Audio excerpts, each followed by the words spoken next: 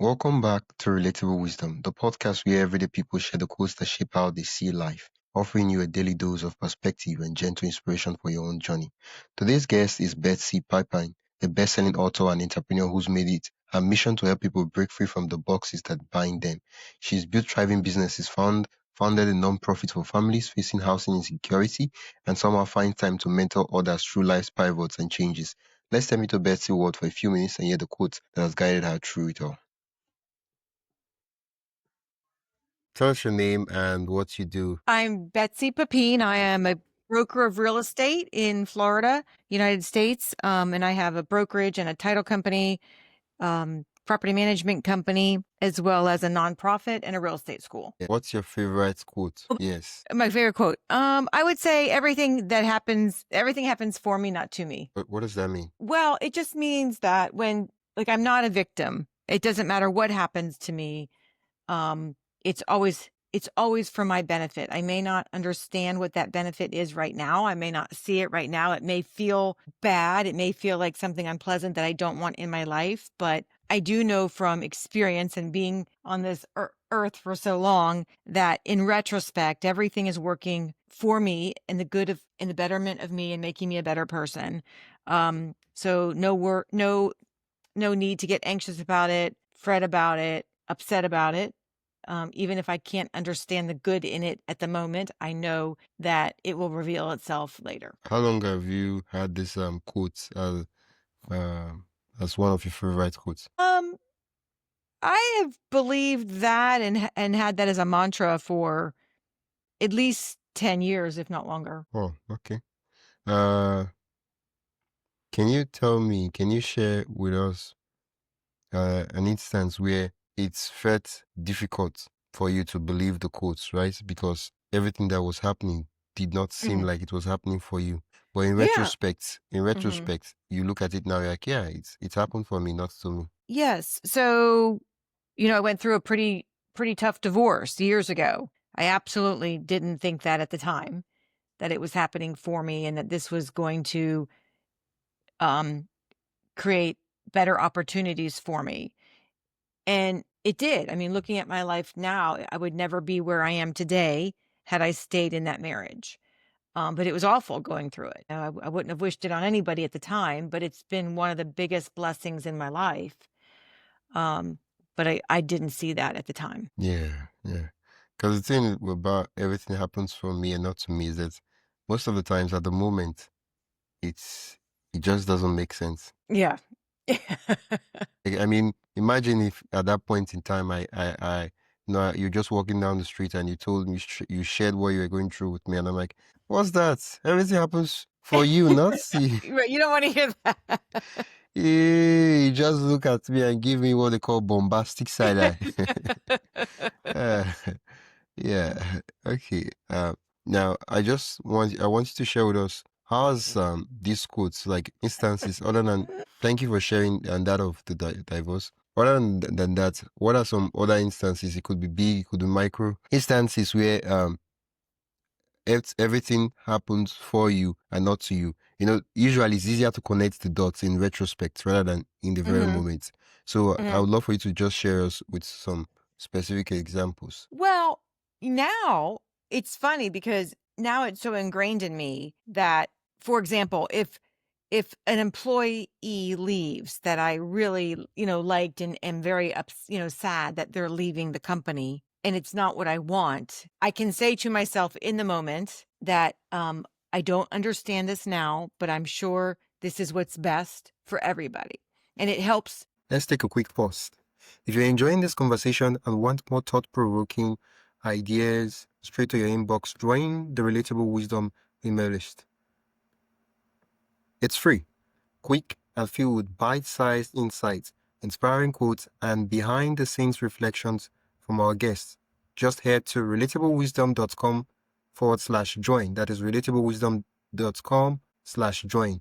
Or tap the link in the show notes. And hey, subscribing to the podcast helps more than you think, and it's free. So if you haven't already, hit that follow button wherever you're listening. All right, let's get back to the conversation.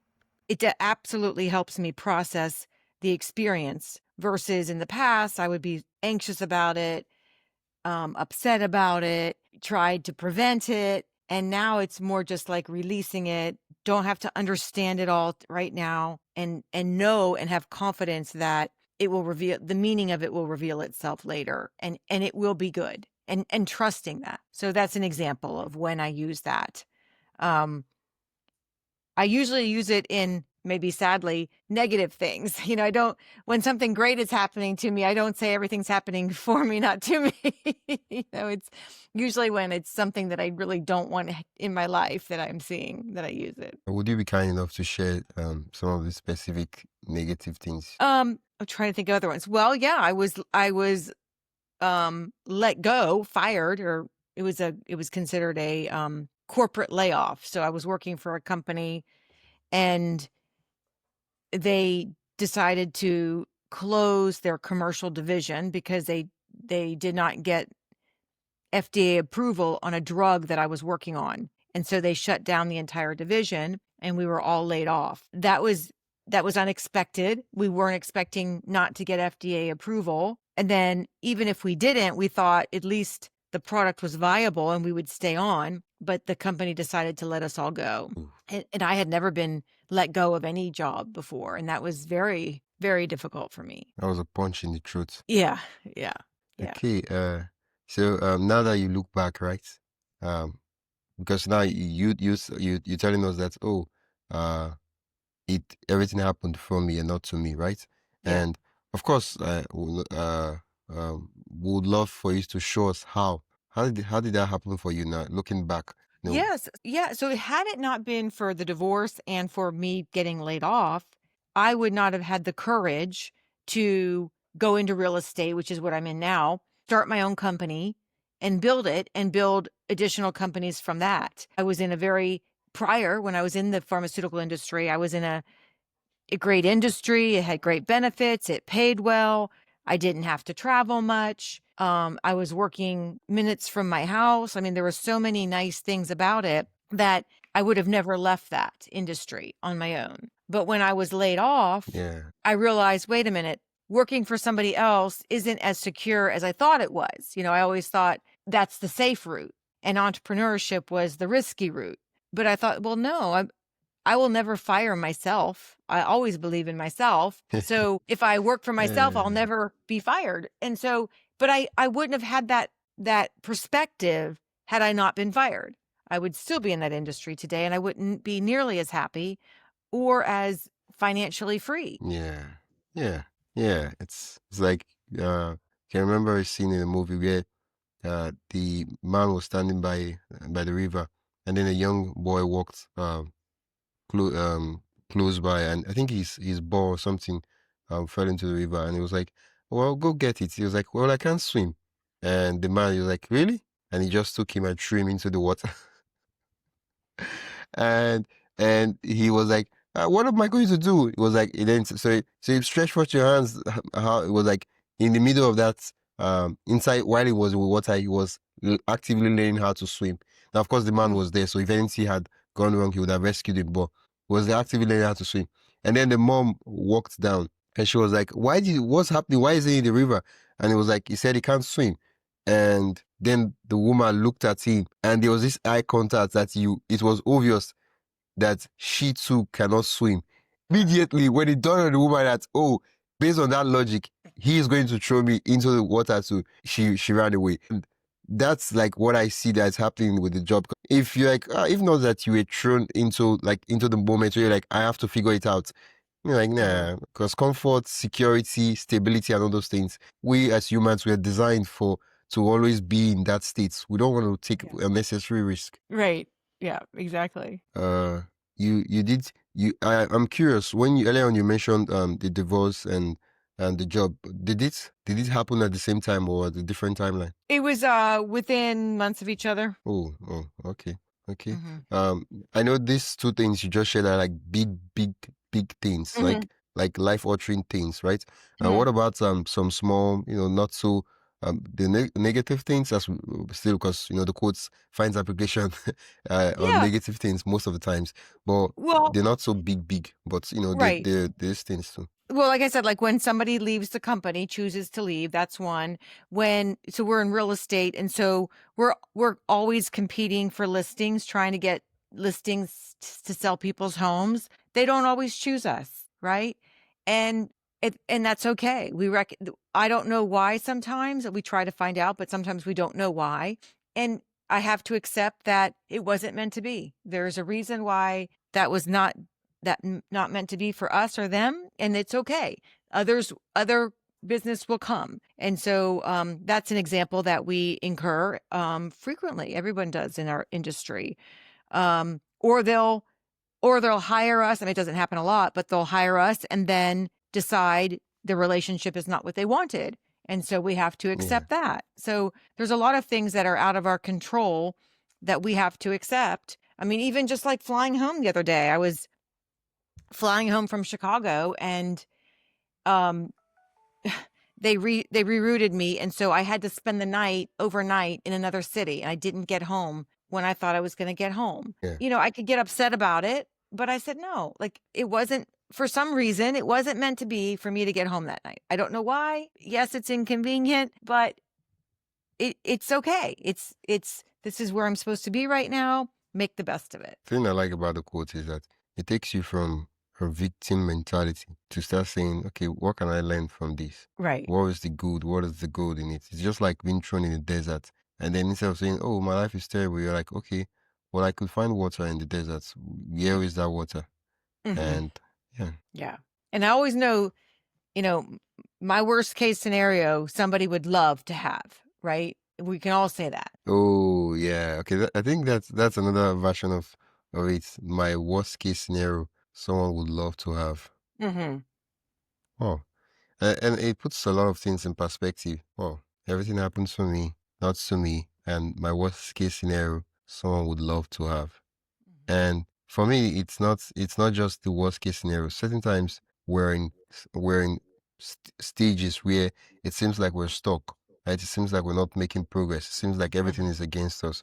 But then when we take a pause and we try to look back and say, was there a time in my life where this stage I am currently in was a goal for me?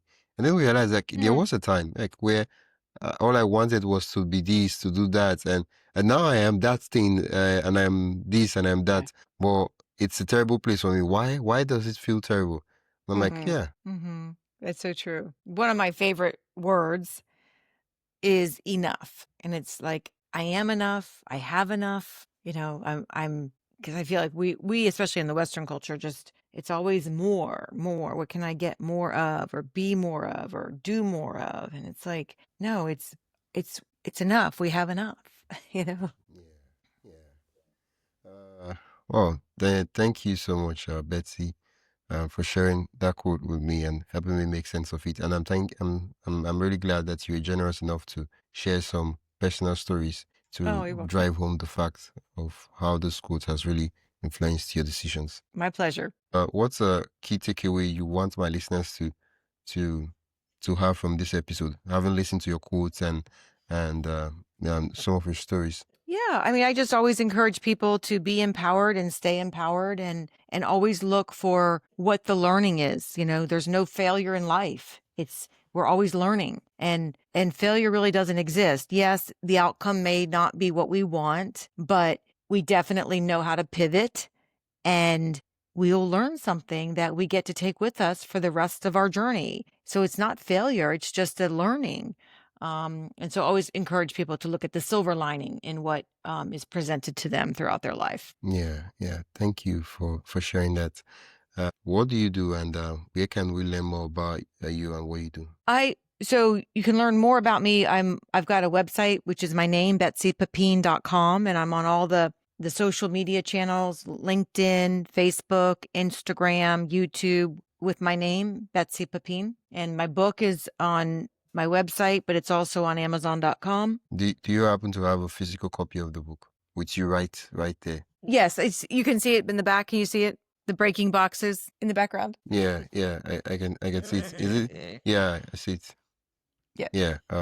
What's the book about? The book is called Breaking Boxes, Dismantling the Metaphorical Boxes That Bind Us. And it's a book about gaining awareness of the boxes that people put us in, these constraints, these opinions, these beliefs that people have on us. You know, there's these labels that they put on us and that can be very detrimental to us, and how we can become more aware of them, how they're hindering us from leading an authentic life, and how do we exit them gracefully when we recognize that these boxes no longer serve us. Oh, thank you.